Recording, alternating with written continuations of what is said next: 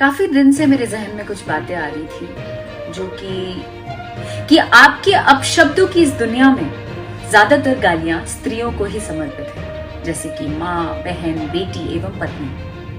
आने वाले समय में आप लोगों का यही योगदान रहा ना, तो ऐसी गालियों का भविष्य बहुत उज्जवल होगा। भोजपुरी एक्ट्रेस का अश्लील video viral. Actress Akshara Singh ने लाइव आकर कही ये बात। बताते चले, बीते कई दिनों से शिल्पी राज का private MMS video social media पर काफी तेजी से वायरल हो रहा है, जिसके बाद शिल्पी राज ने लाइव आकर लोगों से इस वीडियो को वायरल न करने की अपील की थी। वहीं दूसरी ओर भोजपुरी स्टार अक्षरा सिंह ने वीडियो जारी कर शिल्पी राज का वीडियो वायरल करने वालों के खिलाफ जमकर हल्ला बोल दिया है। अपने वीडियो में अक्षरा सिंह ने ऐसा करने वालों के बारे में कहा, ये काम करने वाले लोग इंसान नहीं हो सकते।